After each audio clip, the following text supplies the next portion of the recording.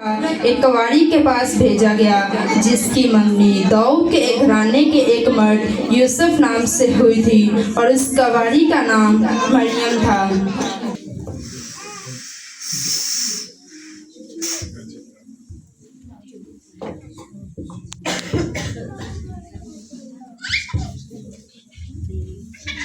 और फरिश्ता ने उसके पास अंदर आकर कहा, सलाम तुझ पर जिस पर फजल हुआ है, खुदावन तेरे साथ है। वह इस कलाम से बहुत घबरा गई और सोचने लगी, ये कैसा सलाम है? ऐ मरियम, खौफ ना खा, क्योंकि खुदावन की तरफ से तुझ पर फजल हुआ है। देख, तू हामला होगी और तेरे बेटा होगा और तू उसका नाम यस्सु रखना। वो बुजुर्ग होगा और खुदा ताला का बेटा कहलाएगा और खुदावन खुदा उसे उसके बाद दाऊद का तख्त देगा और वह याकूब के घराने पर अबद तक बादशाही करेगा और उसकी बादशाही का कभी आखिर ना होगा। मरियम ने फरिश्ता से कहा, ये क्यों कर होगा जबकि मैं मर्द से ना वाकिफ हूँ? और फरिश्ता ने मरियम को जवाब में कहा, रूह कुदस तुझ पर नाज़िल होगा और खुदा ताला की कुदरत तुझ पर साया डालेगी और इसी सबब से वो मालूदे मुकद्दस खुदा का बेटा कहलाएगा। और देख, तेरी रिश्तेदार अलिशबा के भी बुढ़ापे में बेटा आने वाला है और अब जो बांझ कहलाती थी उसको छठा महीना है। मरियम ने कहा, देख, मैं खुदावन की बंदी हूँ, मेरे लिए तेरे कौल के मुवाफिक हो। तब फरिश्ता उसके पास से चला गया। मरियम उठी और जल्दी से पहाड़ी मुल्क में यहूदा के एक शहर को दाखिल होकर अलिशबा को सलाम किया।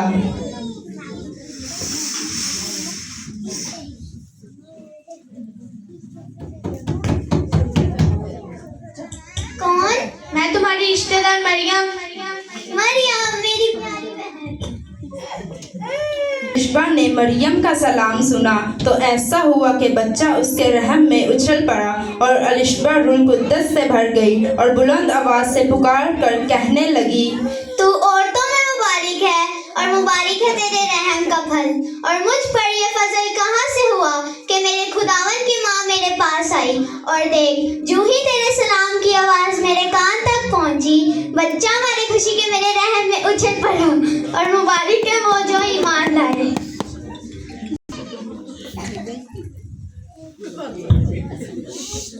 मेरी जान खुदावन की बड़ाई करती है और मेरी रूह मेरे मुनज्जी खुदा से खुश हुई, क्योंकि उसने अपनी बंदी की पस्तहाली पर नजर की। और देख, अब से लेकर हर ज़माने कहेंगे, क्योंकि उस कादिर ने मेरे लिए बड़े बड़े काम किए हैं और उसका नाम पाक है और उसका रहम उन पर जो उससे डरते हैं पुश दर पुश रहता है। आमीन। माँ मरियम की मंगनी यूसुफ के साथ हो गई तो उनके मैं अपनी बीवी मरियम को चुपके से छोड़ दूंगा ताकि वो बदनाम ना हो।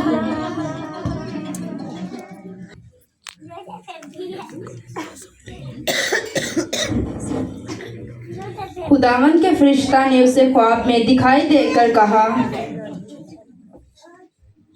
ऐ यूसुफ इब्ने दाऊद, अपनी बीवी मरियम को अपने हाल आने से ना डर, क्योंकि जो उसके पेट में है वो रूह कुदस की कुदरत से है। देख, उसके बेटा होगा और तू उसका नाम यस्सु रखना, क्योंकि वही अपने लोगों को उनके गुनाहों से रिहाई देगा। और ये सब कुछ इसलिए होगा जो खुदावन के नबी ने फरमाया था कि एक कवारी हामला होगी और बेटा जनेगी और तू उसका नाम इमैनुएल रखना, जिसका तर्जुमा है खुदा हमारे साथ है। तो फरिश्ता उसके पास से चला गया और वैसा ही किया जैसा खुदावन के फरिश्ता ने उसे हुक्म दिया था।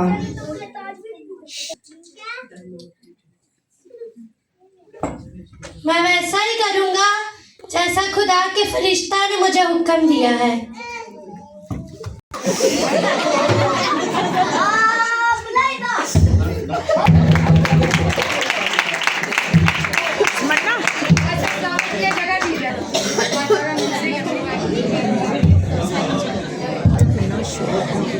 जब यस्सु हेरोदिस बादशाह के ज़माना में यहूदिया के बैतलहम में पैदा हुआ तो देखो, कई मजूसी पूरब से यरूशलेम में ये कहते हुए आए कि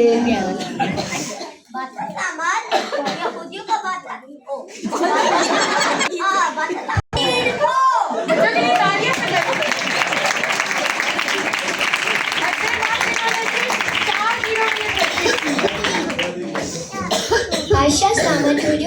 बादशाह जो पैदा हुआ है वो कहाँ है? क्योंकि पूरब में उसका देखकर हम उसे सजदा करने आए हैं। ये बादशाह? कैसा बादशाह? एक म्यान में 2 तलवारें, एक पिंजरे में 2 शेर, तो फिर एक सल्तनत के 2 बादशाह कैसे हो सकते हैं? और उसने कौम के सब सरदार काहिनों और फकीरों को जमा करके उनसे पूछा, मसीह की पैदाइश कहाँ होनी चाहिए?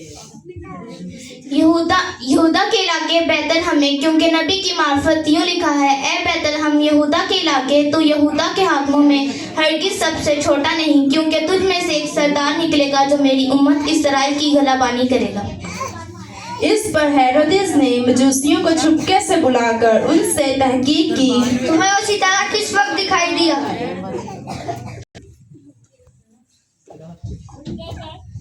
बैतलहम में जाओ और उस बच्चे की बाबत ठीक ठीक दरियाफ्त करो। जब वो मिले तो मुझे भी खबर करो, ताकि मैं भी उसको जाकर सजदा करूं।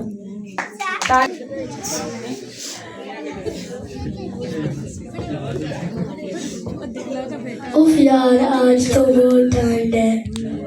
हाँ यार, आज तो बहुत ठंड है। थोड़ी और लकड़ी लेके आओ। और खुदावन का फरिश्ता उनके पास आ खड़ा हुआ। डरो मत,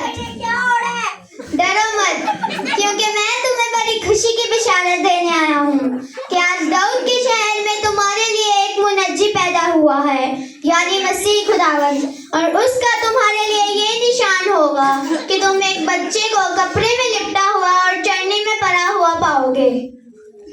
करती हुई और ये कहती हुई जाहिर हुई,